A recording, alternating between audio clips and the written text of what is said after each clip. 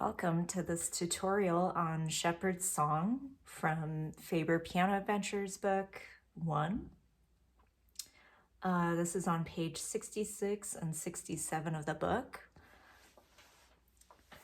So first off, I'm going to go ahead and play the piece for you so you know what it sounds like, and then we'll dive in.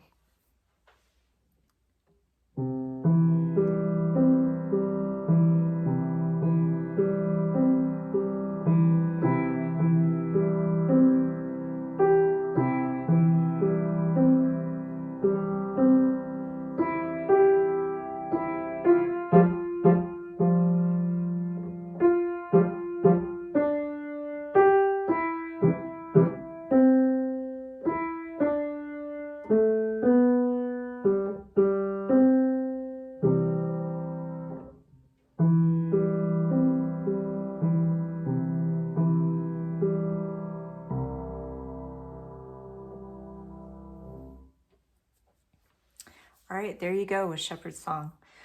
As you could tell based off of where my starting position was, this is in C position, and there was a little bit of a move for the left hand, as you also saw on page 2. Around measure 17 is where the jump occurs. And then we have a little jump at the end for the octave lower on the last measure, down to the lower C. So first off, with the intro and the outro, which is the first 4 measures, and then the last 4 measures, they're pretty much the same, so the exact same notes, with just a slight difference on the last measure. But those you could go ahead and practice just on its own, the intro and the outro. And whenever you're practicing a new piece, always consider taking out the pedal so you can really just focus on other things first. So for our intro, we're basically outlining a C major triad. And then we're gonna be really smooth about our notes going from left into right, back to left. So we have a little arpeggio 2 times. And then with our outro, a couple of signs to look out for. So the rit tardondo, so that was a slowdown, as you heard from the beginning of the video. And then we have our octave lower sign. So all together we have slowing down. There we go. Okay. So for the main melody of the piece, that's kind of where we're going to start from measure 5. And we do need actually both hands for the melody. So if we were to isolate, just slur by slur, focusing on the melody. So in measure 5, starting on the E with the 3, we're gonna go pretty slow. 1, 2, 3, 2, 3, 2, 3.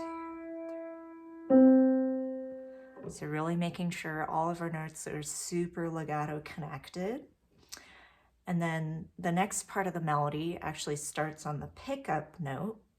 So this is looking at measure 8 with that thumb on the G, going into right hand. 2, 3, 4, 5, 6. So making sure we hold the tie. Third melody, part of the melody at measure 13.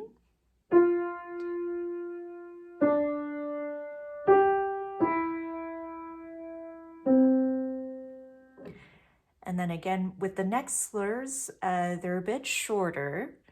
And then this is the part where we have to move our left hand up. So that 2 that's circled there, I'm going to give you a moment to find that. So thinking of our mnemonic, starting at the bottom line, good burritos don't fall apart, or whatever other mnemonic device you want to use. So let's go ahead and find that. That's going to be 2 on A. So we have a little slide up where the thumbs are next to each other. But initially we're going to be down here for that melody. So it's going to go like this, pick up into 17.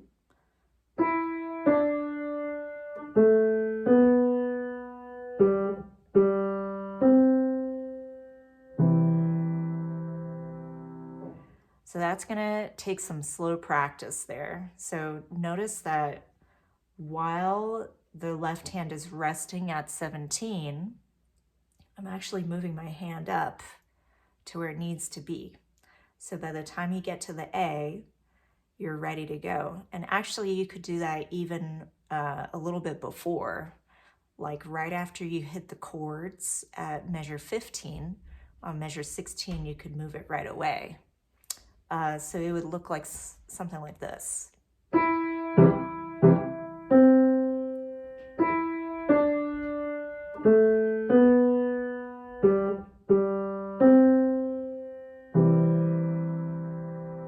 So you could prepare that move a little bit earlier. For the second move, where we have to shift back down to C chord, notice that on measure 19, there's only 2 beats of rest to find that C chord again. So as quickly as you can. So that would be 3, 1, and we move. And then for the rest of the piece, you just stay put. So with the beginning recording of this piece, notice that I did not play it like this.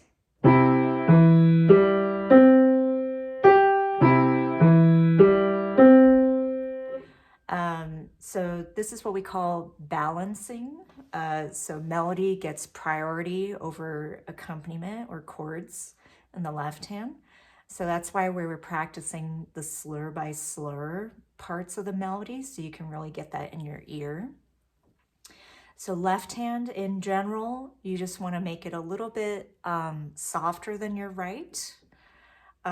So like for measure 5 and measure 7, just keeping those really light. And whenever you have blocked chords, such as measure 11, and then again with 13 and 15, keeping those really light as well. So I know in the music it says mezzo piano, so around medium soft. Try to think of the left hand as like just slightly softer than that. So like a piano, if you can. So really making sure we're putting in more pressure with the right hand. So all together with the balancing, measure 5, that slur with the left hand.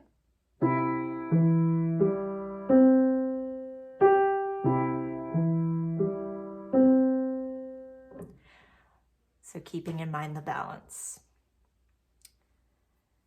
And then once we have all of this put together without pedal, you can go ahead and consider the pedaling. So in this case, in the piece, we have measure 1 to right at the start of measure 11. That's where the pedal comes off.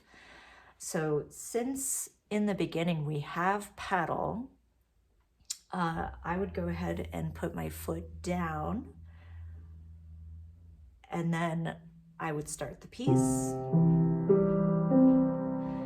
Once you get to measure 11, keeping in mind with the pedaling, it's the note first and then the foot off. So I'm going to go a little bit slower at measure 9 so you can hear what the pedaling would be. So it's...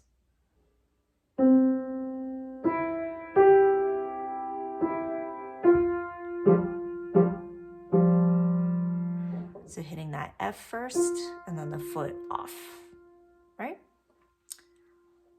Okay, and then once we get to measure 21, here comes the pedal again.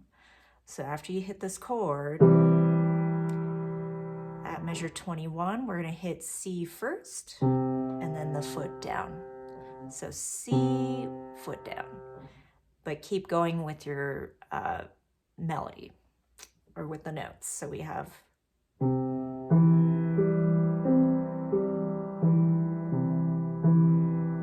octave lower, and then off together, foot and hands.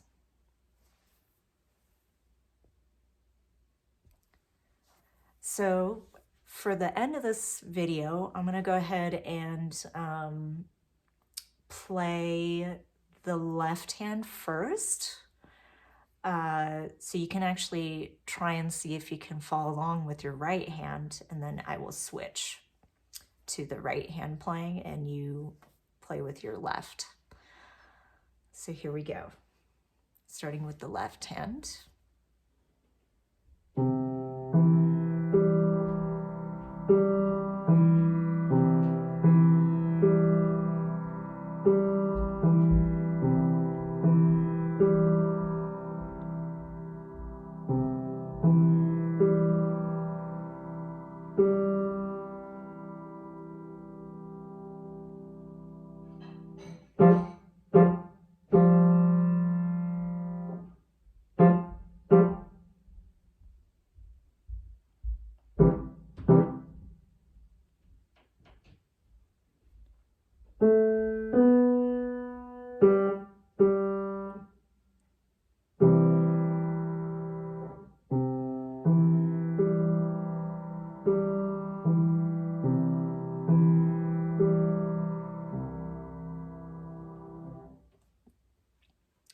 Now switching over to me playing right hand. So I'll count you off and then you start with the left. 1, 2, 3.